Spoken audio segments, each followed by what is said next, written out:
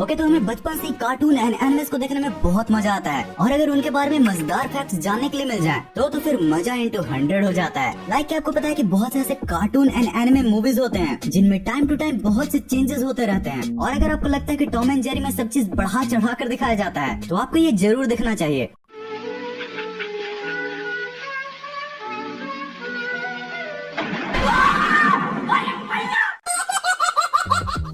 और साथ ही क्या आपने कभी ये सोचा है कि कार्टून एंड एनिमे के कैरेक्टर्स के सर इतने बड़े क्यों होते हैं, या ये कि mostly cartoon characters blue colour के ही क्यों होते हैं? तो यार आज हमें ऐसे बहुत ही मजेदार मीम्स एंड फैक्ट्स को जानना है, तो चलो वीडियो को जल्दी से स्टार्ट करते हैं। नंबर 1, सबसे पहले आप इन दो कैरेक्टर्स को देखो। इनमें से एक रियल बच्चा है और एक हमारा नोबिता, दोनों की हाइट बिल्कुल सेम है। अब जरा बताओ कि इस रियल कैरेक्टर एंड इस कार्टूनिक कैरेक्टर में सबसे बड़ा डिफरेंस क्या है? यस गाइस, इनके हेड्स। मतलब भाई आप यहाँ पर भी देख सकते हो कि डोरेमोन का जितना बड़ा सर है उसमें तो उसकी पूरी बॉडी आ सकती है। तो अगर आप ही मेरी तरह ये सोच रहे हो कि इन कार्टून एंड एनिमे कैरेक्टर्स के इतने बड़े सर क्यों होते हैं, तो उसको जानने से पहले आप इस बच्चे की इमेज को देखो। यहाँ भी बच्चे के बॉडी के रिस्पेक्ट से उसका सर बहुत बड़ा है, और इन्हीं बच्चों के बॉडीज में हमारा आंसर भी छिपा हुआ है। देखो साइकोलॉजिकली जब भी हम किसी बच्चे को देखते हैं तो वो हमें क्यूट लगता है, और इसके पीछे कहीं न कहीं हमारे माइंड के इवोल्यूशन का भी हाथ है। और ये सिर्फ इंसानों के बच्चे में नहीं बल्कि जानवरों के बच्चों में भी लागू होता है। छोटे बच्चे यानी क्यूटनेस की भंडार, और इसी क्यूटनेस की अपील को बढ़ाने के लिए हमारे कार्टून कैरेक्टर्स के सर इतने बड़े होते हैं। प्रोफेशनली सेम इसी चीज को इन दो बुक्स में भी बताया गया है। और भाई अगर मैं एक सिंपल एग्जांपल दूं तो मेरी इस कैरेक्टर के मुकाबले इस कैरेक्टर को ही देख लो। नंबर 2, अब गाइस जैसा कि तुम्हें पता ही होगा कि हाल ही में कुछ ऐसे भी आर्टिफिशियल इंटेलिजेंस बहुत पॉपुलर हुए हैं जिन्हें किसी भी चीज की इमेज बनाने के लिए बोलो तो वो बना देंगे। और अभी लकली मेरे पास वैसे ही एक एआई का एक्सेस भी है, तो क्यों नहीं इस एआई से हम कुछ डोरेमोन के इमेजेस बनवाएं। तो सबसे पहले जो मेरे दिमाग में आया वो था Doraemon in real life, but यार इस लंपट एआई ने ये बनाया है। मतलब भाई क्या है ये? डोरेमोन इन घोस्ट मोड मैंने नहीं बोला है, खैर जाने दो यार, अब इसे दूसरा चीज बनवाता हूँ। तो जो दूसरा इमेज जो मैं लिटरली देखना चाहता हूँ वह है Doraemon in Indian style, and हमारे एआई ने ये बनाया है। भाई डोरेमोन पहले ही रोबोट है, इसे और रोबोट क्यों बना रहे हो? और ये क्या है? ये मूंछ इसके सर पर क्या कर रही है? अब last and final request, Doraemon and मीचन की वेडिंग, प्लीज कुछ अच्छा देना यार। नॉट बैड, वैसे भी वेडिंग के बाद यही प्रोडक्ट आना था, पर एआई भैया पहले वेडिंग तो दिखा देते। वैसे गाइस ऐसे ही एआई पर कोई टेक्निकल वीडियो बनाई जाए क्या? कमेंट्स में जरूर बताना। वैसे ना एआई के लिए मेरे दिमाग में एक और सवाल आ रहा था।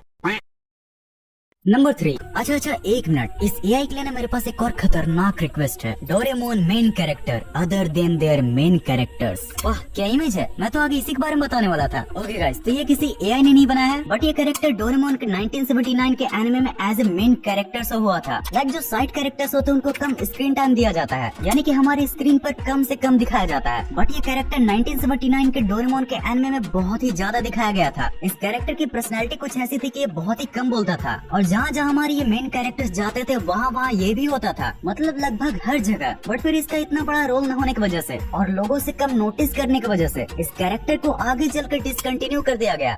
मेरे साथ अन्याय हुआ है, मेरे साथ अन्याय हुआ है, और मैं अब किसी के साथ अन्याय नहीं होने दूंगा। अब जब हम कैरेक्टर्स की बात कर ही रहे हैं तो चलो डिफरेंट कैरेक्टर्स का डिफरेंट अपीयरेंसेस के बारे में भी बात कर लेते हैं। तो जैसा कि आपको पता होगा कि बहुत से लोगों का ये मानना है कि सुजुका की मदर ने 2 शादियां की हैं, क्योंकि सुजुका के फादर पुराने एपिसोड्स में कुछ ऐसे नजर आते थे, तो वहीं नए वाले एपिसोड्स में कुछ ऐसे। बल्कि आपको पता है कि ये डिफरेंट अपीयरेंस का चक्कर न सिर्फ सुजुका के फादर के साथ ही नहीं बल्कि नोबिता एंड सुजुका के मदर के साथ भी हो चुका है। आप यहाँ देख सकते हो कि कैसे पुराने मांगास में नोबिता एंड सुजुका की मदर का पूरा अपीयरेंस ही चेंज है। तो अब तो ये तो बात क्लियर हो गई कि सुजुका के फादर के अपीयरेंस चेंज होने के पीछे सुजुका की मदर का नहीं बल्कि आर्टिस्ट के लापरवाही का नतीजा है। नंबर 5, वैसे इन आर्टिस्ट एंड राइटर्स की भी उतनी गलती नहीं है। आपको शायद ना पता हो, बट फुजिको फुजियो ने न सिर्फ परमैन, डोरेमोन और निंजा हथौड़ी ही बनाया है, बल्कि उन लोगों ने अपनी लाइफ में 40 से भी ज्यादा नए एनिमे बनाए हैं, जिनकी लिस्ट कुछ ये है। मैं जब ये लिस्ट देख रहा था तो मुझे एक एनिमे पर नजर पड़ा जो कि था बाकेरू-कुन, और इसकी स्टोरी मुझे काफी यूनिक लगी, क्योंकि गाइस इसमें छोटे छोटे डॉल्स की एक फैमिली होती है जिसके नाक वाले बटन को दबाकर आप वो कैरेक्टर बन सकते हो। जब चाहे पापा बन जाओ, मम्मी बन जाओ या फिर डॉगी बन जाओ,